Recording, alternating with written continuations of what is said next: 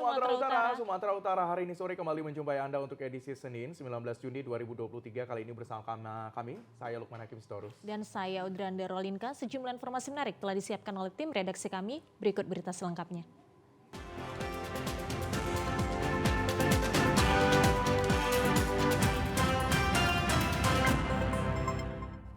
Saudara, Kodam 1 Bukit Barisan melakukan pemberhentian dengan tidak hormat kepada 4 prajurit TNI Angkatan Darat yang meninggalkan dinas tanpa izin atau disersi terhadap atasannya. Pangdam 1 Bukit Barisan Mayor Jenderal TNI Ahmad Daniel Kardin memimpin langsung upacara pemberhentian dengan tidak hormat kepada prajurit TNI Angkatan Darat di lapangan hijau Kodam 1 Bukit Barisan, Jalan Gatot Subroto, Medan pagi tadi. Pemecatan ini dilakukan kepada 14 prajurit TNI Angkatan Darat sejajaran Kodam 1 Bukit Barisan yang terbukti telah meninggalkan dinas tanpa izin atau desersi kepada pimpinan. Sebagai bentuk evaluasi kepada prajurit lainnya, Kodam 1 Bukit Barisan menghadirkan salah seorang prajurit dari 14 prajurit yang melakukan desersi pada upacara pemberhentian dengan tidak hormat. Prada Reno Sukmawijaya dari Satuan Batalion Kavaleri 6 Naga Karimata terpaksa harus bertanggung jawab atas kesalahan yang dilakukan. Pangdam 1 Bukit Barisan melakukan langsung pelepasan atribut TNI seperti baju dan tali pinggang terhadap Prada Reno.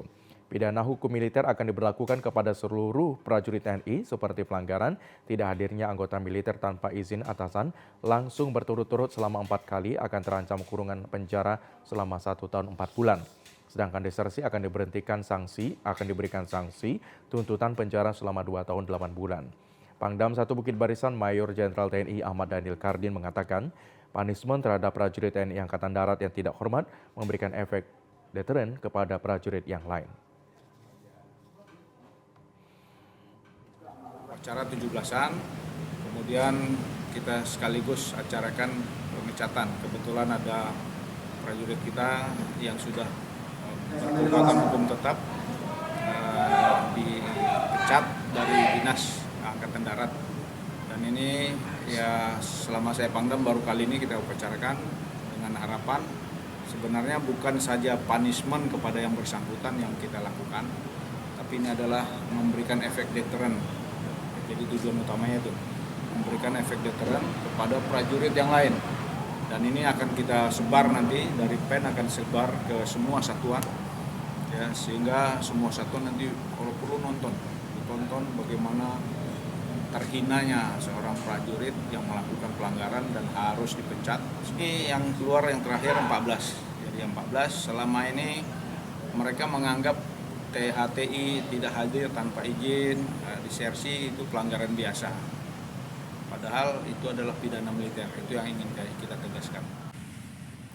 Pangdam 1 Bukit Barisan akan mengambil tindakan tegas kepada prajurit militer yang terbukti melanggar hukum dan akan memberi reward kepada prajurit militer yang berprestasi.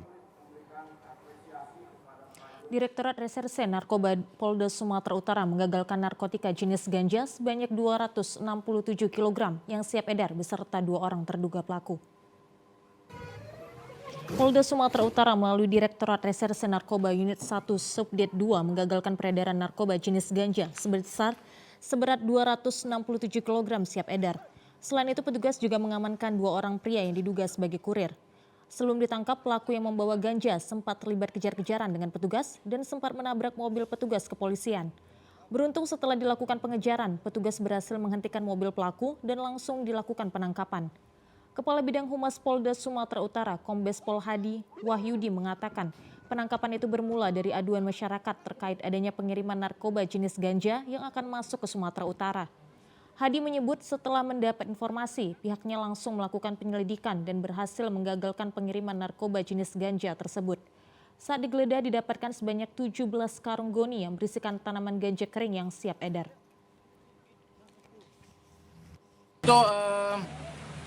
Pengungkapan yang dilakukan oleh Direktorat Narkoba terkait dengan peredaran ganja yang kemarin TKP-nya di wilayah Tanah Karang.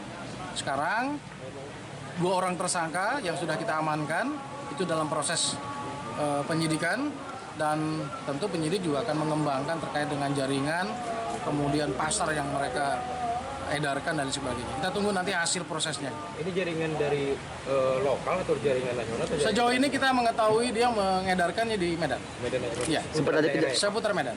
kejar-kejarannya Pak dari polisi. Ya, karena mereka melarikan diri.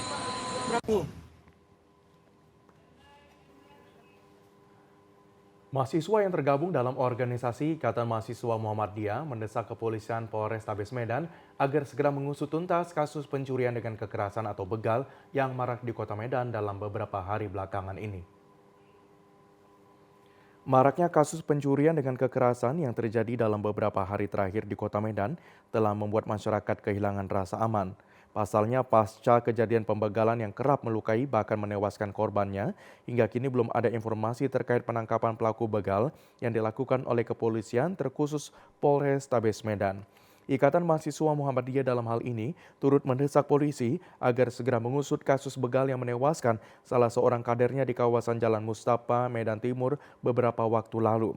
Rijali Rusdan, pimpinan organisasi, mengatakan bahwa aksi pembegalan yang kian marak merupakan klimaks dari hukuman yang tidak menimbulkan efek jera bagi para pelaku begal. Ada salah satu kader yang disebut musuh, yaitu Muhammad Insanul Ansori Hasibuan. Di sini kami menyampaikan, pertama, mendesak Polrestabes Medan untuk mengusut tuntas pelaku pembegalan meninggalnya salah satu kader kami, Muhammad Insanul Ansori Hasibuan. Yang kedua, meminta Polrestabes Medan dalam meningkatkan keamanan di seluruh wilayah Kota Medan. Ketiga, meminta Polrestabes Medan untuk mengaktifkan kembali Kamtibmas sebagai upaya preventif kejahatan jalanan. Keempat, mendesak Polrestabes Medan untuk lebih progresif, aktif dan juga tanggap dalam upaya preventif kejahatan serupa. Diharapkan kepolisian dapat menempuh langkah yang preventif dan konkret untuk meminimalisir terjadinya kasus pembegalan di Kota Medan. Para mahasiswa ini menyebut jika tidak ada langkah yang berarti dalam beberapa hari ke depan, pihaknya akan menggelar aksi simbolik di depan Mapolrestabes Medan. Untuk kesekian kalinya, keluarga pasien rumah sakit RSUD Porsea kecewa terhadap sistem manajemen rujukan ke rumah sakit lain. Pada hari Minggu kemarin, sekitar pukul 14 waktu Indonesia Barat, 3 orang korban kecelakaan banana boat yang ditabrak speedboat di daerah objek wisata Pantai Indah Pasir Putih, Parparean, Kecamatan Porsea, Kabupaten Toba dibawa ke Rumah Sakit Umum Porsea untuk mendapatkan pelayanan medis. Akibat kecelakaan tersebut, 2 orang di antara korban mengalami luka dalam di bagian perut dan harus dirujuk ke rumah sakit lain, dan 1 orang dirawat inap di RSUD Porsea. Keluarga korban yang juga salah satu korban yang selamat, Tati Napitupulu, mengaku pihak RSUD Porsea menyarankan 2 orang korban harus dirujuk ke rumah sakit lain dengan alasan dokter spesialis bedah serta peralatan medis yang belum dimiliki RSUD Porsea. Namun pihak keluarga sangat kecewa atas lambatnya penanganan rujukan tersebut dikarenakan kedua korban baru dapat dirujuk setelah dilakukan tindakan medis mulai dari pukul 14 waktu Indonesia Barat hingga pukul 00 waktu Indonesia Barat.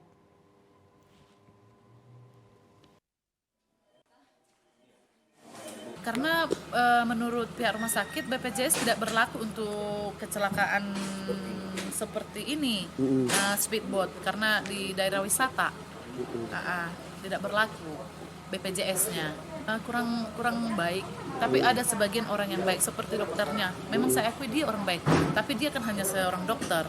Tapi yang saya sesalkan adalah peraturan dari rumah sakit ini, seperti direkturnya yang tidak cekatan, tidak bisa memanusiakan pasien itu. Seandainya begini, kalau seandainya meninggal itu yang kecelakaan tadi, apa mereka mau bertanggung jawab gitu loh? Itu yang kita sesalkan dari pelayanan rumah sakit.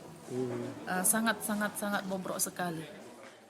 Sementara itu pihak RSUD Porsea melalui dokter jaga Daniel Romulus Butar-Butar membenarkan bahwa 3 orang korban kecelakaan banana boat yang ditabrak speedboat dibawa ke RSUD Porsea untuk mendapatkan pelayanan medis. Daniel juga mengaku bahwa pihak RSUD Porsea sebelumnya telah melakukan tindakan medis untuk pertolongan pertama. Setelah dilakukan konsultasi dengan dokter bedah, menyarankan agar kedua korban harus dirujuk ke rumah sakit lain untuk penanganan lebih lanjut.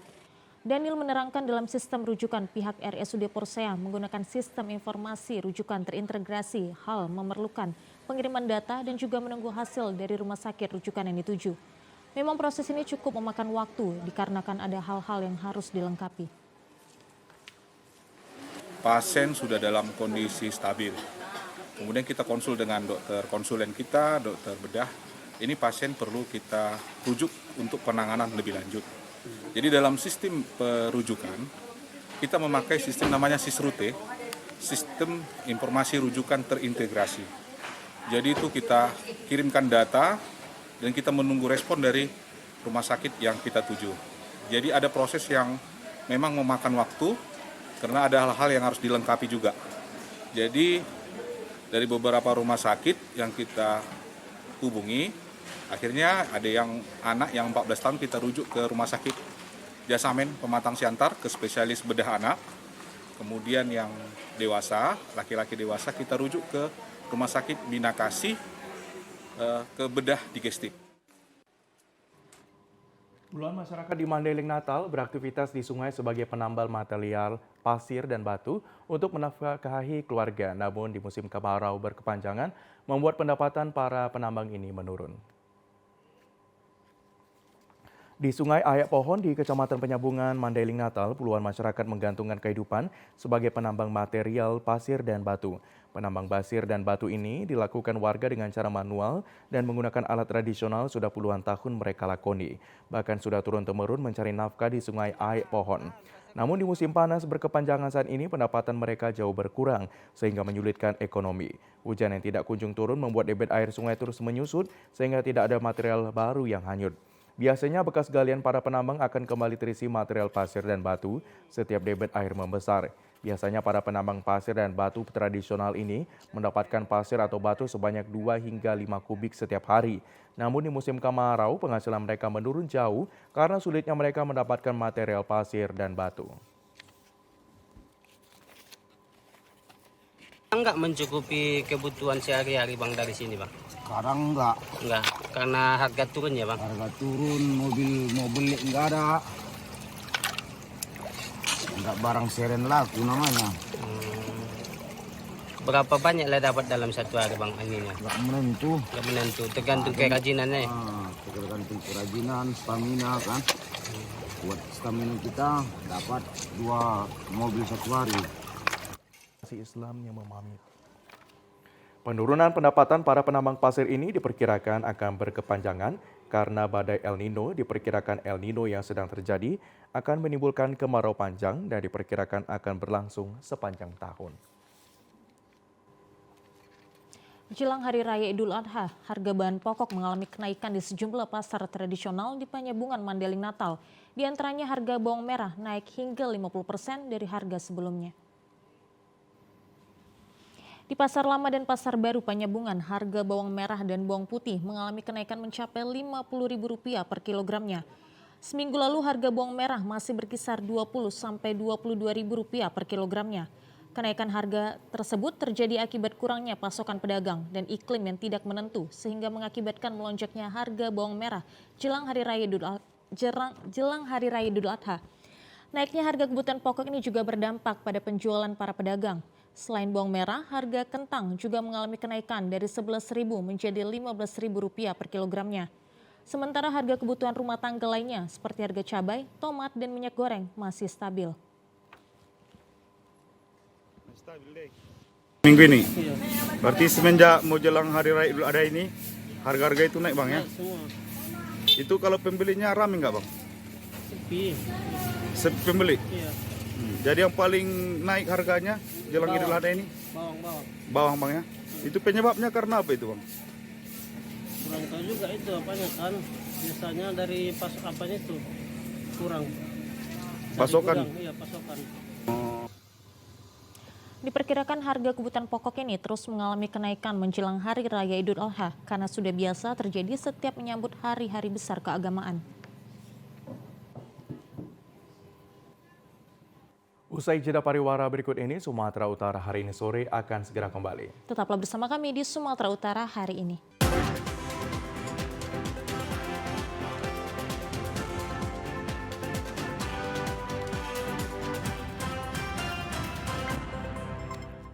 Terima kasih masih bersama kami di Sumatera Utara hari ini. Pemirsa, seorang pekerja atau porter bagasi pesawat Bandara Kuala Namu meninggal di area parkiran B Bandara setelah tiba-tiba terjatuh dan pingsan.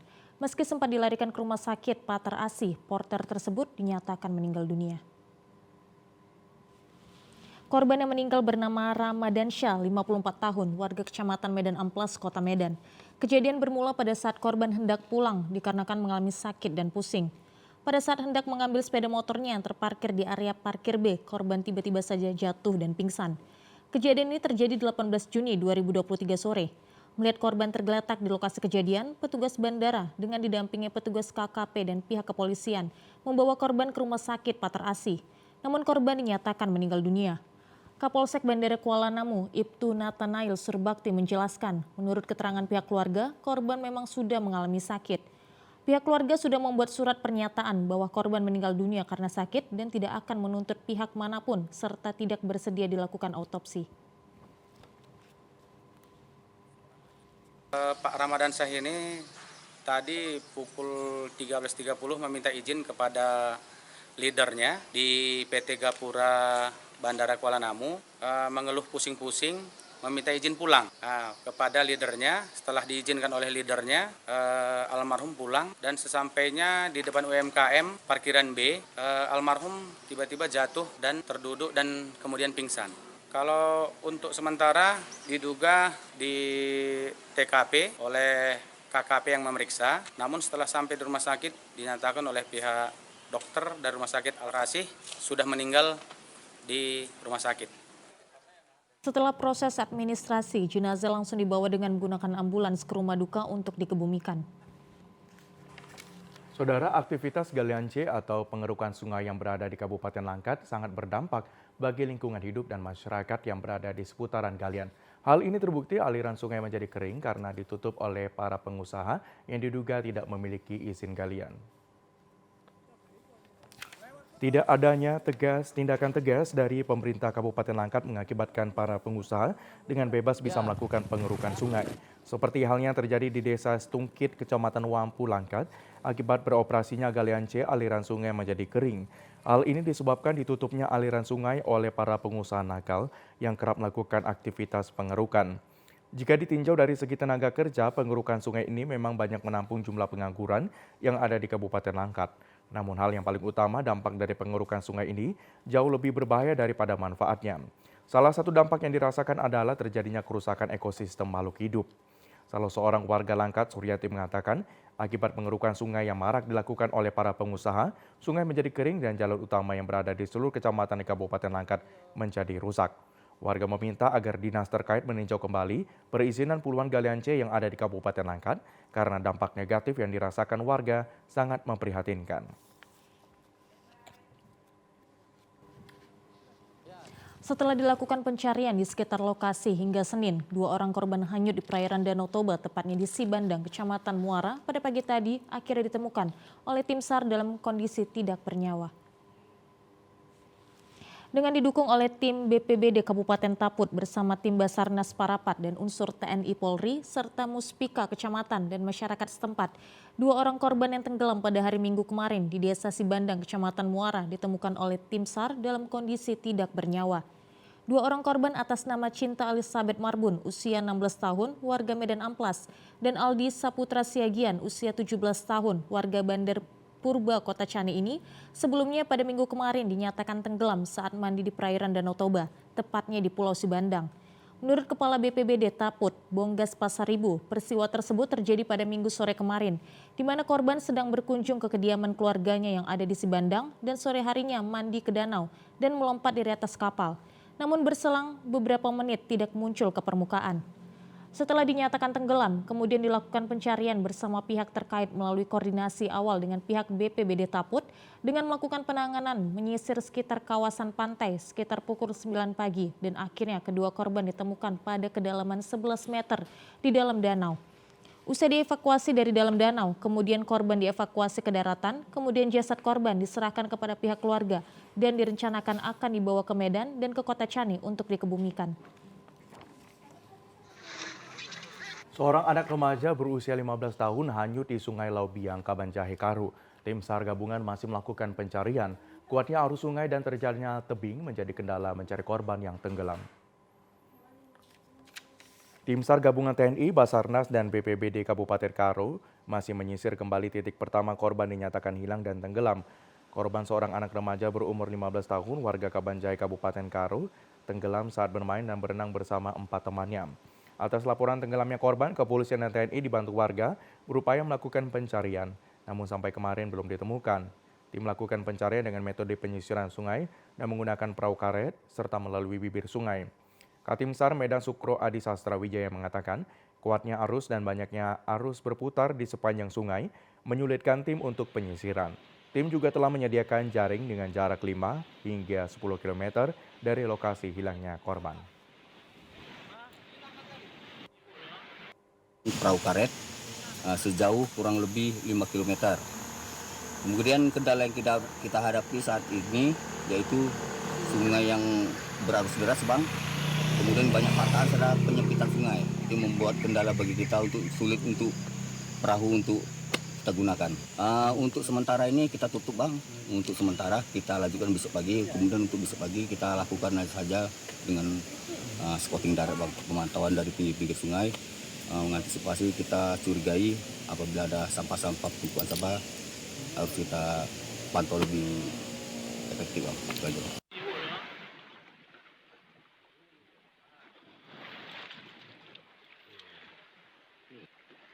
SAR gabungan masih berusaha mencari keberadaan korban hingga hari kedua. Labbaik Allahumma labbaik, labbaik la syarika lak labbaik, innal hamda wan ni'mata lak wal mulk la syarika lak. Ribuan jemaah haji Indonesia sudah mulai memasuki kota Mekah untuk melaksanakan ibadah haji dan umroh pada 9 Zulhijjah 1444 Hijriah. Indonesia mengirim jamaah haji terbanyak yakni sebesar 229.000 orang pada 2023. Jumlah ini adalah jumlah jamaah haji Indonesia terbesar sepanjang sejarah. Untuk musim haji tahun ini, pemerintah Arab Saudi tidak memberlakukan pembatasan usia, di mana pada tahun 2022, jemaah haji yang berangkat ditetapkan di bawah usia 65 tahun. Tahun ini Kementerian Agama telah mencanangkan tagline Haji Ramah Lansia dan penyelenggaraan ibadah haji 2023. Tercatat jumlah jemaah haji Indonesia yang berusia 65 tahun ke atas mencapai 67.000 orang atau sekitar 30% dari 229.000 total kuota jemaah haji Indonesia. Saat ini sebagian para jemaah haji yang sebelumnya berada di Madinah kini sudah menuju Mekah untuk melakukan ibadah umroh wajib maupun sunnah. Dalam waktu sepekan, jemaah haji akan melakukan wukuf di Padang Arafah yang merupakan salah satu rukun haji yang harus dilakukan oleh jemaah. Seperti diketahui, jemaah haji akan berkumpul di Padang Arafah pada tanggal 9 Zulhijjah 1444 Hijriah atau 27 Juni 2023 untuk melaksanakan wukuf sebagai rukun haji yang sesuai ketetapan sidang isbat pemerintah Arab Saudi. Setelah itu jamaah haji akan bergeser ke Musdalifah untuk mengambil batu, kemudian lanjut ke Mina untuk melempar jumroh. Penyelenggaraan ibadah haji menghimbau mengingat cuaca di Arafah dan Mekah mencapai 45 derajat Celcius. Para jemaah agar tidak melaksanakan aktivitas berat di luar untuk menjaga kesehatan dan stamina sebagai persiapan untuk menyambut puncak haji. Saudara, pendidikan agama pada masa anak terjadi melalui pengalaman hidupnya sejak kecil. Maka dari itu penerapan tentang rukun Islam perlu diperkenalkan sejak dini. Salah satu program dari Yayasan Hajah Rahman Nasution Perguruan Al-Azhar Medan dalam menciptakan intelektual muslim dan muslim yang berintelektual adalah diselenggarakannya kegiatan manasik haji akbar di Perguruan Al-Azhar Medan pagi tadi. Acara berlangsung mulai pagi diikuti hampir 2.000 siswa. Selain mendapatkan ilmu dan wawasan, simulasi ini diharapkan akan mampu memberikan pemahaman kepada santri dan menarik minat mereka untuk melakukan ibadah haji ketika mereka sudah dewasa nanti. Semoga dengan manasik yang telah dilakukan ini, seluruh siswa dan siswi Perguruan Al-Azhar Medan semakin mencintai Islam sebagai agama yang dianutnya, serta memahami tata cara pelaksanaan ibadah haji dan menerapkan nilai-nilai dalam kehidupan sehari-hari. Pembina yayasan dalam sambutannya, Haji Mahyuzar Nasution mengatakan bahwa kegiatan manasik haji akbar ini membuktikan bahwa Perguruan Al-Azhar Medan sebagai institusi pendidikan yang bercirikan Islam istiqomah dalam melestarikan pembinaan ibadah haji bagi seluruh siswa. Dengan adanya kegiatan seperti ini, keberlangsungan generasi Islam yang memahami tata cara pelaksanaan ibadah haji dapat terus terpelihara dari masa ke masa. Kami melaksanakan manasik haji akbar di lingkungan perguruan dan Universitas Al-Azhar. Ini bagian dari praktek ibadah bagi siswa-siswi kami, yang mana pada saat ini akan berlangsung pelaksanaan ibadah haji di Tanah Suci, sehingga kami secara rutin juga turut melaksanakan manasik haji ini. Adalah merupakan pengenalan dan pembiasaan bagi siswa-siswi kami dalam menjalankan praktek-praktek ibadah. Mudah-mudahan apa yang kami sajikan ini dapat menjadi dasar, menjadi basic bagi siswa-siswi kami untuk mengenal lebih jauh pelaksanaan ibadah haji. PLT LPIA Perguruan Al-Azhar Hadi Jamil didampingi Ketua Panitia Manasik Haji Akbar Perguruan Al-Azhar Medan, Zainal Abidin mengatakan bahwa kegiatan Manasik Haji Akbar ini merupakan program tahunan LPIA. Diharapkan seluruh siswa-siswi dapat mengamalkan ilmu yang didapat dalam kehidupan sehari-hari. Sebagai salah satu lembaga pendidikan Islam yang terkemuka di Sumatera Utara, siswa-siswi Perguruan Al-Azhar Medan juga memiliki hafiz Al-Quran bagi siswa dan siswi yang sudah berhasil menghafal 2 juz hingga 22 juz Al-Quran sebagai komitmen Perguruan Al-Azhar Medan mengembangkan program tahfiz.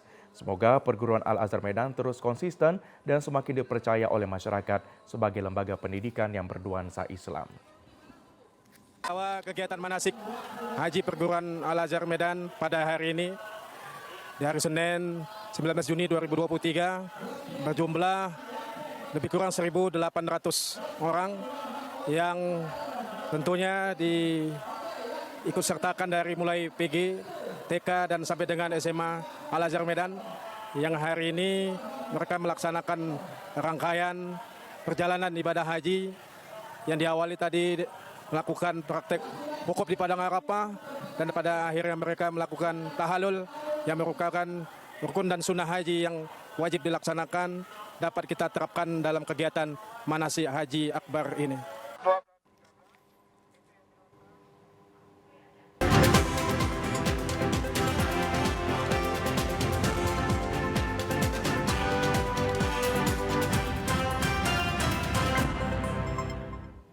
Terima kasih masih bersama kami di Sumatera Utara hari ini. Pemirsa, sebagai wujud sumbangsi dan kepedulian kepada masyarakat kurang mampu, Dharma Wanita Persatuan Provinsi Sumatera Utara menggelar kegiatan bakti sosial sunat massal bagi anak kaum duafa.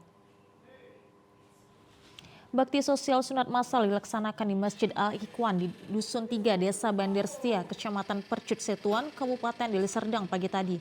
Sunat massal diikuti sebanyak 65 orang peserta anak-anak kurang mampu. Program sunat massal ini kerjasama Dharma Wanita Persatuan Provinsi Sumatera Utara dengan Rumah Sakit Haji Medan dan pengurus Masjid Al-Ikhwan. Ketua Dharma Wanita Persatuan Provinsi Sumatera Utara, Haji Dian Arif Tri Nugroho menyampaikan, kegiatan sunat massal ini merupakan kegiatan mulia sebagai sarana menjalin tali silaturahmi sebagai wujud sumbangsi dan kepedulian kepada masyarakat, terutama masyarakat kurang mampu. Dian Arif juga menjelaskan khitan sebagai salah satu ajaran Islam yang telah diterapkan dalam Islam, serta khitan memiliki fungsi dan manfaat yang sangat penting bagi syiar Islam, sebab bertujuan untuk kesehatan jasmani dan rohani. Selain khitan sebagai media penyucian diri dan bukti ketundukan seseorang kepada ajaran agamanya, di samping itu khitan berfungsi untuk mempermudah proses pembersihan fisik sebagai salah satu syarat ibadah. Sumbangsi dan kepedulian kepada masyarakat di desa ini, terutama masyarakat kurang mampu. Ini sebagai salah satu bentuk kepedulian Dharma Wanita Persatuan Provinsi Sumatera Utara untuk mengukuhkan keislaman mereka serta memberikan pelajaran kepada anak-anak tentang pentingnya syariat khitanan massal bagi kaum muslimin. Dan alhamdulillah kami kegiatan ini dibantu oleh tim medis Rumah Sakit Haji dengan sistem laser, jadi memudahkan anak-anak untuk cepat kesembuhannya. Sementara itu, tokoh masyarakat Desa Bandar Setia, Jalaluddin menyampaikan banyak terima kasih atas kepedulian yang dilaksanakan Dharma Wanita Persatuan Provinsi Sumatera Utara yang telah melaksanakan bakti sosial sunat massal. Jalaluddin menyatakan program seperti ini sangat diharapkan masyarakat, terutama masyarakat yang perekonomiannya kurang mampu. Kami sebagai masyarakat Bandar Setia mengucapkan terima kasih yang setinggi-tinggi kepada Ibu Dharma Wanita Persatuan Provinsi Sumatera Utara. Mudah-mudahan dengan kegiatan ini Provinsi Sumatera Utara, khususnya Ibu Persatuan Dharma Wanita, makin baik kinerjanya ke depan. Dan Provinsi Sumatera Utara menjadi provinsi yang hebat bermartabat. Pada acara ini, Dharma Wanita Persatuan Provinsi Sumatera Utara juga memberikan tali asih serta bingkisan berupa peralatan sekolah yang diserahkan secara simbolis oleh Ketua DWP Dian Arif bersama pengurus Dharma Wanita Persatuan. Saudara, mahkota untuk orang tua penghafal Al-Quran dalam memuliakan orang tua adalah tugas utama seorang anak. Bagi para penghafal Al-Quran, memberikan mahkota untuk orang tua adalah impian yang paling utama. Hal tersebut terlihat pada puluhan santriwati Ma'had Tahfizul Quran Ahmad Fadlan Angkatan 10 yang diwisuda dan dirangkai dengan Hotmail Quran di Kabupaten Langkat kemarin. Suasana wisuda mendadak haru, isak tangis para orang tua bahkan para undangan yang hadir tidak mampu membendung menahan air mata ketika pemasangan mahkota dan sorban kepada orang tua yang mempunyai simbol bahwa para penghafal Al-Quran kelak akan memasangkan mahkota kepada orang tuanya di akhirat.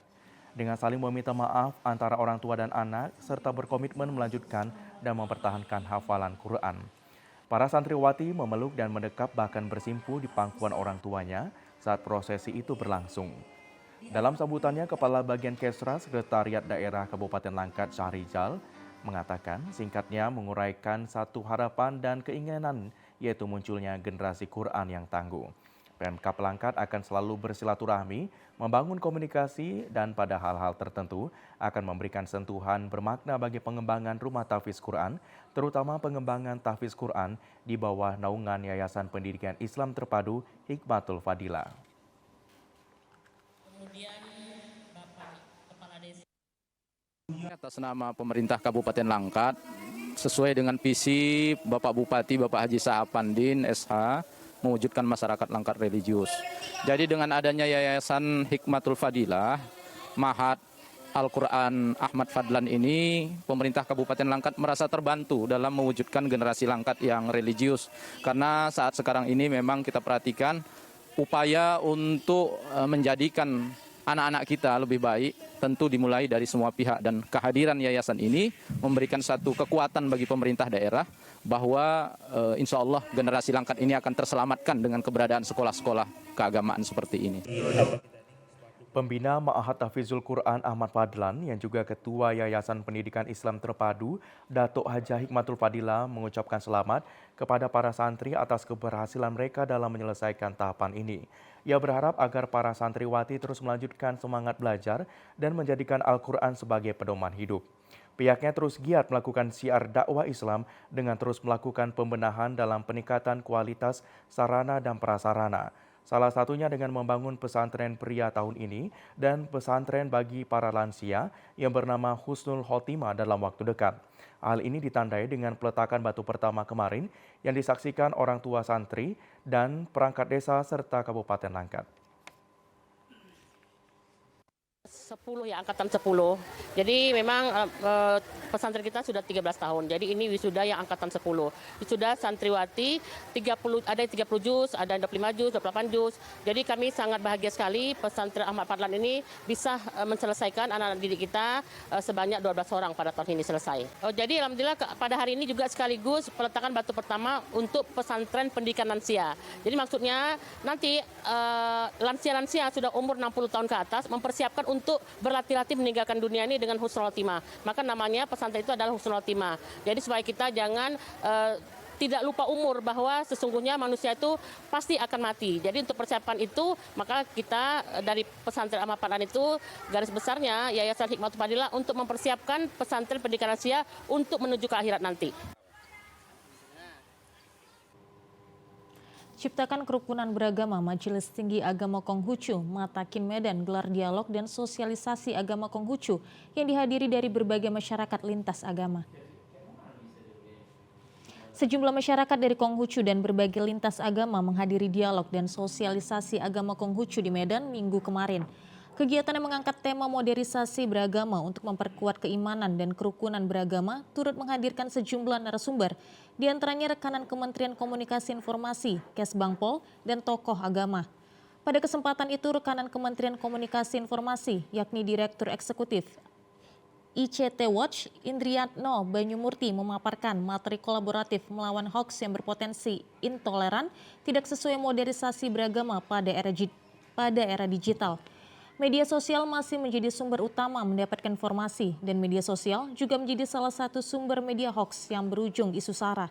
Kegiatan ini menjadi contoh kepada masyarakat luas dalam menciptakan kerukunan beragama dengan menghadirkan masyarakat lintas agama yang berbeda keyakinan menjadi salah satu wujud modernisasi beragama untuk memperkuat keimanan dan kerukunan beragama. Ketua Matakin Kota Medan, JS Alwin menjelaskan kegiatan dialog dan sosialisasi Konghucu digelar untuk mengajak masyarakat lintas agama dalam berbuat kebaikan dan bisa hidup rukun antar umat beragama.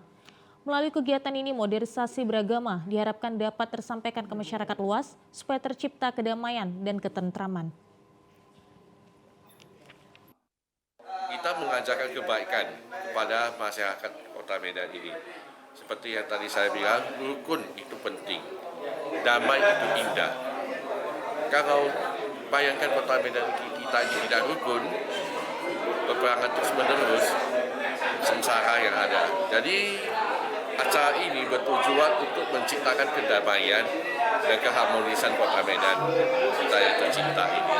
Ya, harapan saya mudah-mudahan moderasi beragama ini disampaikan kepada masyarakat luas, khususnya umat Konghucu. Agama Konghucu juga disebut Ruciao atau Kongciao yang artinya lembut budi pekerti, penuh susila, mengutamakan perbuatan baik, berkebajikan, berbakti, lembut hati, dan terpelajar. Inti dari ajaran agama Konghucu adalah kebajikan. Sejumlah SMK negeri dan swasta ikut ambil bagian pada pameran Pekan Raya Sumatera Utara ke-49 tahun 2023, termasuk SMK Negeri 1 Beringin, Kabupaten Deli Serdang, yang akan berlangsung selama 1 bulan di Kota Medan. Inilah stan SMK Negeri 1 Beringin yang berada di Pavilion Dinas Pendidikan Provinsi Sumatera Utara. Kehadiran stan SMK Negeri 1 Beringin pada arena Pekan Raya Sumatera Utara ke-49 tahun 2023 dibuka Gubernur Sumatera Utara Edi Rahmayadi. Keberadaan stan SMK Negeri 1 Beringin mengundang perhatian besar para pengunjung karena lokasinya berada pada bagian depan ketika pengunjung masuk dari pintu utama Pavilion Dinas Pendidikan Provinsi Sumatera Utara. Keberadaan stan SMK Negeri 1 Beringin selama 1 bulan akan dijaga dan dilayani para siswa kompetensi keahlian busana secara bergantian. Kepala SMK Negeri 1 Beringin Hafrida Hanum mengatakan keberadaan stan SMK Negeri 1 Beringin ini di Pavilion Dinas Pendidikan Provinsi Sumatera Utara adalah sebagai ajang promosi sekaligus memberitahukan kepada masyarakat Sumatera Utara, khususnya Kota Medan, bahwa siswa SMK Negeri 1 Beringin Kabupaten Deli Serdang telah mampu menciptakan hasil karya busana sesuai dengan kebutuhan zaman yang selalu mengikuti perkembangan model tata busana secara nasional maupun dunia internasional. Kompetensi keahlian busana menjadi salah satu andalan SMK Negeri 1 Beringin yang selalu memperoleh juara pada setiap event di Sumatera Utara. SMK Negeri 1 Beringin pada tahun ini mengikuti pameran di stand Pekan Raya Sumatera Utara. Kegiatan ini dilakukan adalah merupakan ajang dari pengembangan para siswa kita sesuai kompetensi keahliannya, sehingga dengan adanya pameran ini masyarakat dapat melihat kemampuan siswa SMK Negeri 1 Beringin. Walaupun tidak semua kompetensi yang bisa kita pamerkan, seperti yang kita lihat kali ini kami melaksanakan pameran tata busana dari SMK Negeri 1 Beringin. Harapan kita pemerintah Provinsi Sumatera Utara tetap memperhatikan keberadaan SMK dan bagaimana caranya supaya SMK dapat dikembangkan bekerja sama dengan industri-industri yang ada di Provinsi Sumatera Utara.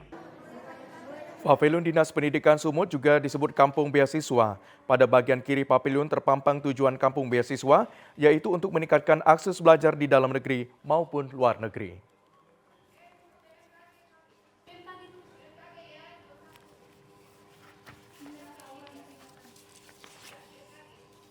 Pemirsa, berikut informasi perakiraan cuaca di sejumlah daerah di Sumatera Utara dari Badan Meteorologi, Klimatologi, dan Geofisika Wilayah 1 Medan berlaku pada hari Selasa 20 Juni 2023.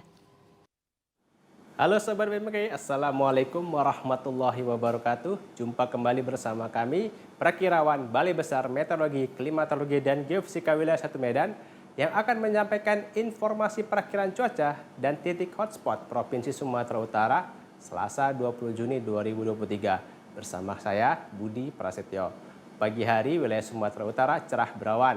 Siang sore hari berpotensi hujan dengan intensitas ringan hingga sedang di wilayah Langkat, Medan, Serdang Bedagai, Binjai, Simalungun, Deli Serdang, Karo, Dairi, Humbanga Sunutan, Tapanuli Tengah, Tapanuli Selatan, Mandailing Natal, dan Kepulauan Nias. Malam hari berpotensi hujan ringan hingga sedang di wilayah Langkat, Medan, Serdang Bedagai, Binjai, Deli Serdang, Karo, Dairi, Simalungun, Asahan, Samosir, Toba, Labuhan Batu Utara, Labuhan Batu, Tapanuli Tengah, Tapanuli Selatan, Mandailing Natal, dan Kepulauan Nias. Dini hari berpotensi hujan dengan intensitas ringan di wilayah Langkat, Medan, Binjai, dan sekitarnya. Suhu udara berkisar antara 16 hingga 34 derajat Celcius. Kelembaban udara berkisar antara 60 hingga 95%. Angin bertiup dari arah barat daya hingga barat laut dengan kecepatan 10 hingga 20 km per jam. Titik panas atau hotspot di Sumatera Utara pada tanggal 18 Juni 2023 sebanyak 5 titik, yaitu 2 titik di Mandailing Natal, 1 titik di Padang Lawas Utara, 1 titik di Padang Lawas, dan 1 titik di Toba. Demikian informasi yang dapat kami sampaikan. Semoga bermanfaat untuk kita semua. Assalamualaikum warahmatullahi wabarakatuh. Informasi tadi mengakhiri jumpa kita di Sumatera Utara hari ini sore. Mewakili kerabat kerja yang bertugas, saya Lukman Hakim Storus. Dan saya Audrey Andorelinka mengucapkan terima kasih atas perhatian Anda. Selamat sore dan sampai jumpa.